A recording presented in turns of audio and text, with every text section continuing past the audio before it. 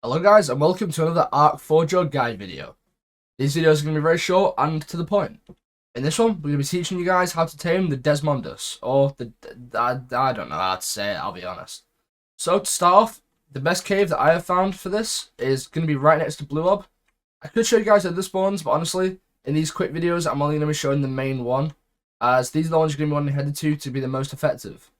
So Blue Ob is just there, and the cave is just on the shore right here. You can't miss it. The coordinates are about 75 lat and 5 longitude. So with that, we're going to head into the cave. Cave is just here. And you might find a bit of PvP when you come here if you're on a populated server like small tribes. When I came here, I definitely found a few people. And you do also have a teleportation node right there. So if you wanted to get into one of the underworld biomes, you can go from there. So we're now in the center of the cave. This is where the majority of the bats spawn. I'm just going to look around and see if we can find any. Oh, there is actually one just there. So, just for realism, I am going to stay on the floor as if I wasn't in GCM, because I need to get aggro on me. However, if I wanted to rush this up, I could just fly and punch it. So, I'd probably bring a crossbow with some arrows, because this can happen a bit, and if they're stuck in the ceiling, they can be a bit annoying to get down. So, let's shoot it real quick, and gamma up. There we go. And as long as we have blood packs in my inventory, instantly it'll grab me, and as you can see there, start taming. This is level 7, so it's going to be very fast, and this is on 3x, so smalls rates. And just like that, it's tamed. Now, the thing is, with taming the Desmodus, you're going to want to get a low level first, as these things actually harvest blood packs, which makes it much easier to get higher levels. So, let's whack a saddle on it.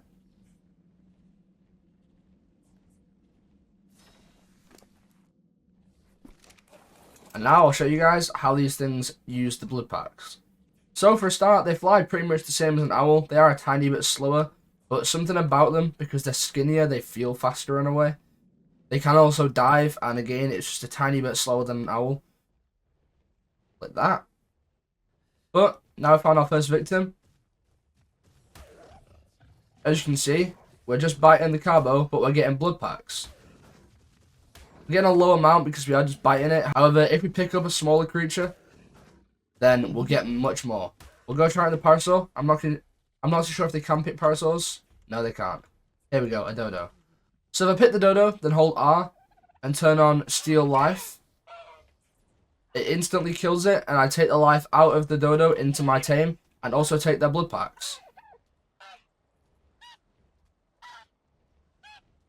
This is pretty cool in PvP if you need to fast heal, as it is pretty effective. And if you manage to grab a player, you'll get about 20 blood packs per player. So this is definitely cool. And I would definitely recommend taming one of these before you go to tame anything like Bloodstalkers if you're on an open cluster, as this is 10 times faster than farming them yourself. Just like that, I already got 20 in the matter of 2 minutes, not even that. And what's pretty cool is if you put blood packs in the inventory of your tame, as you notice, their saddle has some weird red packaging around it, and pipes going into its veins. Basically, that's because it turns the blood into an elixir. As you can see there, it needs 200 blood packs per elixir, so I'll just whack a bit more in, and I'll make one. Now, what this elixir does is very cool. So basically, if you eat this elixir next to a tame that you're taming, for example, let's say you have a Giga knocked out and you eat this right next to the Giga, it will instantly give it 30% taming speed. So your Giga is instantly at 30% taming at 100% taming effectiveness without even having to starve it at all. For long tames like Therazinos, that's actually really handy. And the other thing they can do is if you eat them while next to a baby, it will instantly give 30% imprint to the baby. So once again, raising gigas, that takes 2 weeks on 1x. If you eat one of these next to the giga, instantly 30%, you can leave it for a couple of days and not have to worry about imprinting it at all, which is always really useful. So while it's nighttime, I can also show you something else that these things can do, and it's pretty cool. So basically, if I hold right click when flying at the bat and it's only at nighttime, it's going to use the sonar ability, like that. And if there's anything in front of me, it'll mark it out for me. Like that. See? It looks extremely cool. and it also doesn't aggro them. This can be used if people are hiding in bushes and you happen to be on a bat at night time. It would tell me which bush they're in. That way I can go straight to them and pick them. The PvE abilities, I mean, it can also be pretty cool, but I don't imagine it being as useful. And as you can see, it stays on for quite a while. These wolves have been pinged at me for a good half a minute there. Their other ability at night time is they can turn completely invisible. If I hold right click, I'm gone. Can you even see me? You can imagine that a player at long range is not seeing you on this thing. And the coolest thing about it is you can go and land right next to aggressive tames, and they will also not see you. I can just be strolling next to these things right now, and they don't know I'm here.